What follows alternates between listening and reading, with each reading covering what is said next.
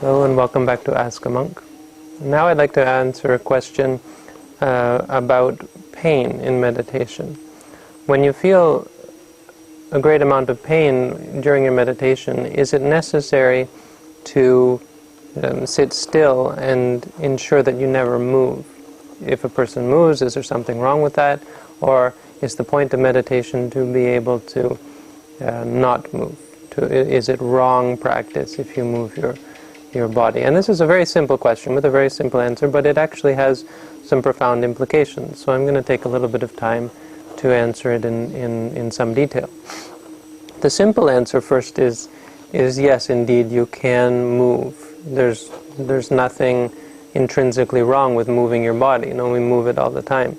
The problem here, of course, that we have to understand is that moving based on pain creates aversion towards the pain. Now, that's all very well in theory. You know, you shouldn't move because if you move, you're moving based on aversion. But it can actually go the other way, where you crush your aversion to the pain and you force yourself to sit, in fact creating more tension and more stress, because there's the forcing, there's the not complying with nature, and in fact sometimes nature dictates that it's necessary to move. The appropriate reaction, the physical reaction, is to move. Once you get on in the meditation, this will change. First of all, there will be less pain. Second of all, it will bring less stress and tension, and less of a desire to move. The pain will become just another sensation, and the mind won't say something's wrong or feel that something's wrong. It will just see it as a sensation and be content with it and not upset by it. So you won't need to move. Now, in the beginning, this isn't the case. In the beginning, it brings more stress and tension and really great problems.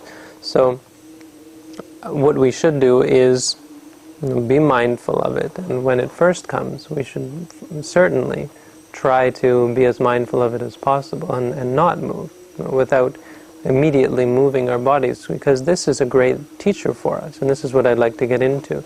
But the basic technique is to say to ourselves, pain, pain, pain, just quietly, not out loud, but in the mind, just focusing on the pain and reminding ourselves, hey, this is just pain, there's nothing wrong with it. It's not a negative experience. There's nothing intrinsically bad about pain. It's, the universe really doesn't care whether you're in pain or not, and so it's not something that is intrinsically negative. What is negative is your negative reactions to it. Your anger, your frustration, you're thinking that it's bad, that it's a problem, that you have to do something about it. So when you see it simply as pain, and all of that goes away. This is really the truth. It's something that you should try. These videos are not meant to just be, oh, that sounds nice, I agree with that, and then you go home or go back to Facebook or whatever. These are something you should put into practice. So when I say this, try it and find out for yourself, because it really has wonderful consequences. Any kind of pain that you come up with in your life, suddenly it's no longer a great problem or a great difficulty. It's something that you can deal with mindfulness and clarity and wisdom, and not have to suffer from. Once that becomes too much, in the beginning that's very difficult to do, and you're not really mindful, you're mostly at pain, and you're really angry about it anyway. So saying pain isn't really acknowledging, it's reinforcing the anger and the hate.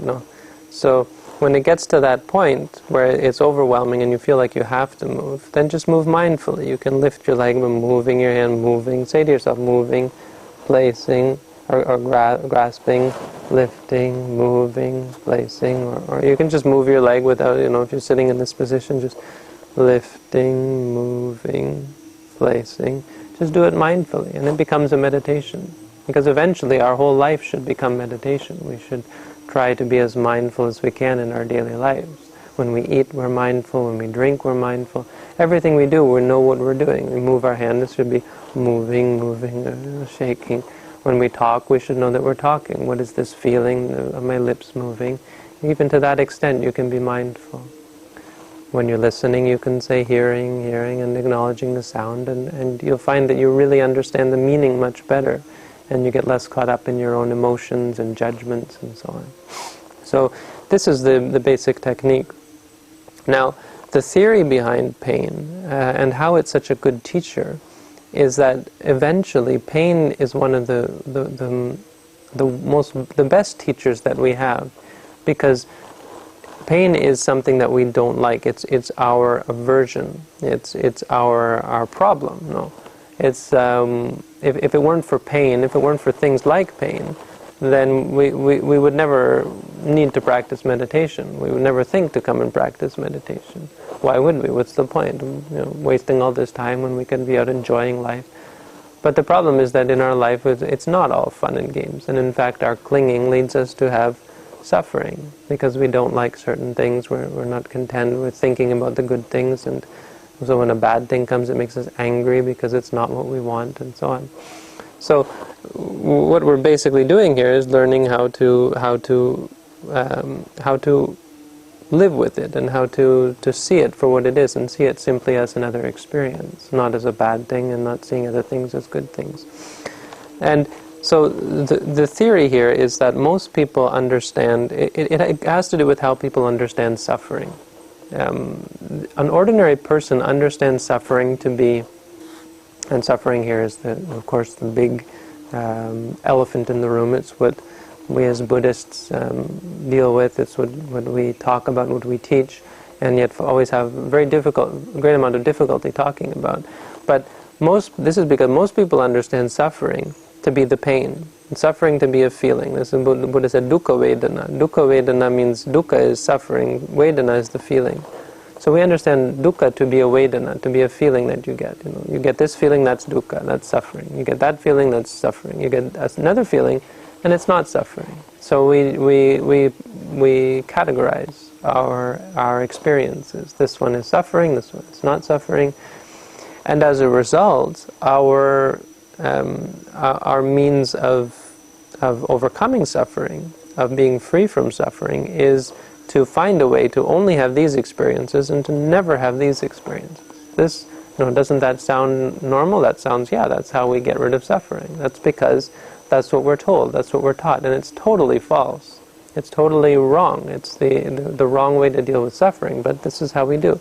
Why is it wrong? Okay, so you have pain in the leg, you move your leg, and then you have pain in the back, and so then you have to stretch your back.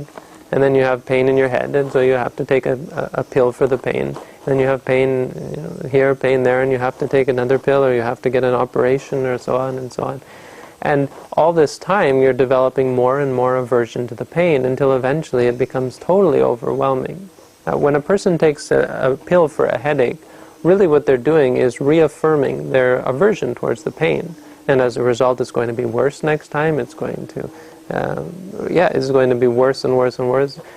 Not because the pain changes, but because our attitude towards it is reaffirmed as being, this is bad, this is bad, this is bad, bad, bad, until it becomes totally unbearable. These things are not static. Craving is not static. It builds. It turns into a habit. It changes our whole vibration in that direction, and it changes the world around us as well. Anger does as well. Aversion does as well. We become totally averse to these things and unable to bear them. So what we come to see, and the reason why we come to practice meditation, is the second type of suffering that the Buddha said, and dukkha sabhava. Sabhava means reality of suffering. That suffering is a fact. You can't escape it. It's reality. It's a part of reality, and this is like getting old is a part of reality, getting sick is a part of reality, dying is a part of reality. So these methods of overcoming suffering, or these ways of avoiding the unpleasant part of reality, are temporary, are ineffective. Because it's there, it's a part of life. It's not going to go away. You're not going to remove it. You're not going to get rid of sickness. You're not going to get rid of old age. You're not going to get rid of death. These things are going to come to you. And it's this realization, when we have a situation that we can't overcome. People who have migraine headaches, they've taken every pill and nothing works. People who are mourning a person who passed away, they can drink or they can whatever, but nothing works, and they're still sad, they're still thinking about the person, nothing works. When a person gets to this point, this is most often when they begin to practice meditation. When they get to the point where they realize they're totally on the wrong path, when they realize that this reaffirmation of greed, anger, delusion is totally dragging them down in the wrong path and is not helping. Their reactions towards suffering, their ways of dealing with suffering are ineffective.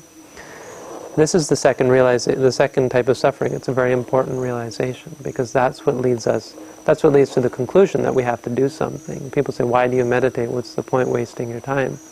Well, those people have not yet realized, this is what they haven't yet realized. For a person who has realized that you can't really escape it. You can say, I go out and party and I'm happy. I've tried it, and I'm not able to escape suffering in the way you pretend or you think you're able to. My experience is that suffering is a part of life.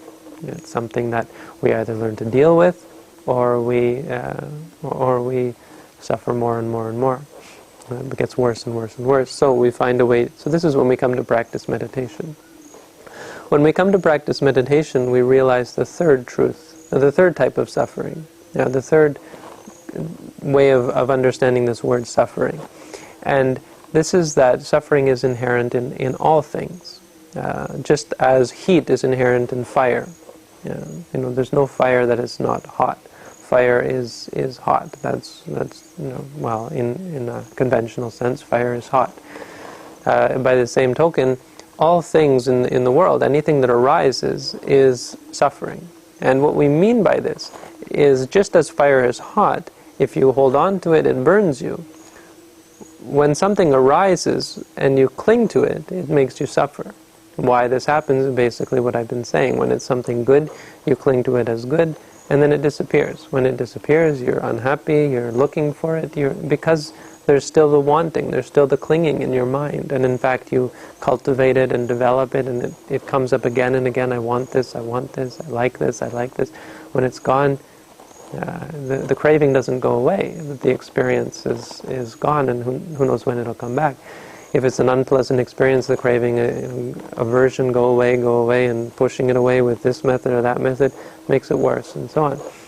When we practice meditation, we come to realize that, no, these things are not really going to make me happy. Clinging to good things is not going to make me happy. Why? Because they come and they go.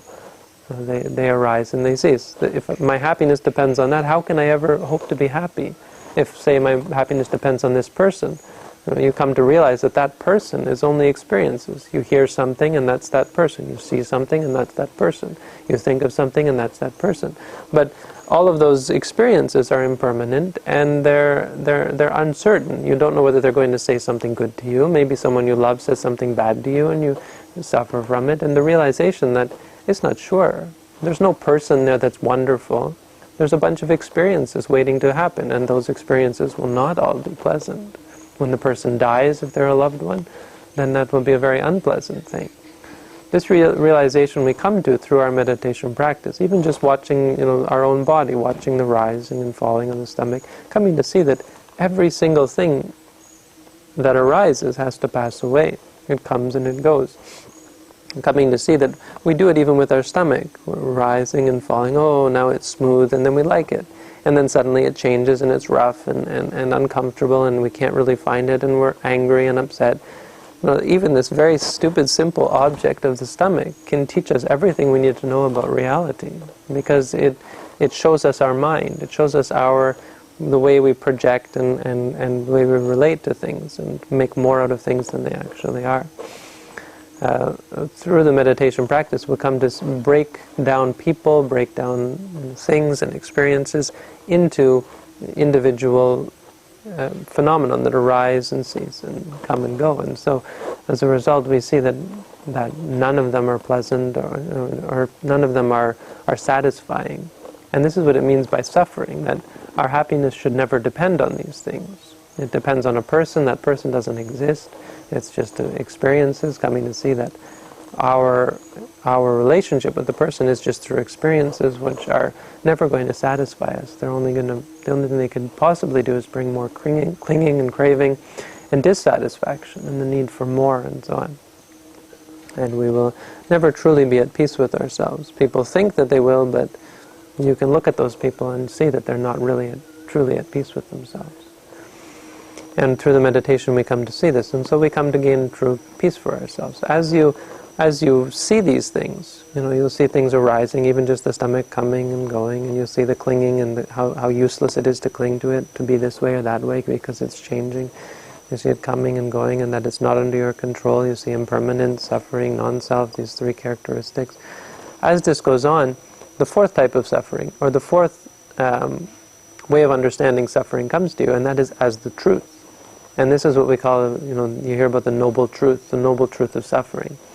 And this is the realization that we're hoping for. This realization, it's not a good, it's not satisfying. These are not going to make me happy.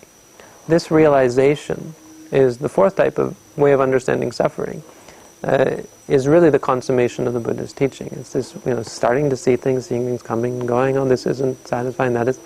And you just realize at some point that this isn't the way to find happiness. It's not intellectual, of course, I'm just putting words to it, but it's suddenly a boom. The mind just says, no, and the mind gives up, the mind lets go. And at that point there's freedom, the mind is released. And you enter into this state of total freedom, which really there's no experience at all. There's no seeing, hearing, smelling, tasting, feeling, or even thinking. You're not even aware. It's like kind of like falling asleep, but it's total peace. And when you come back, you realize, wow, I just totally let go. There was no arising of anything at that point. And this is, we call nirvana, this realization. And a person starts to realize this, and looking around and seeing that their happiness can't come from anything outside of themselves. And so they cultivate this more and more and more, and start to see the truth more and more and more, and eventually are able to become totally free from suffering.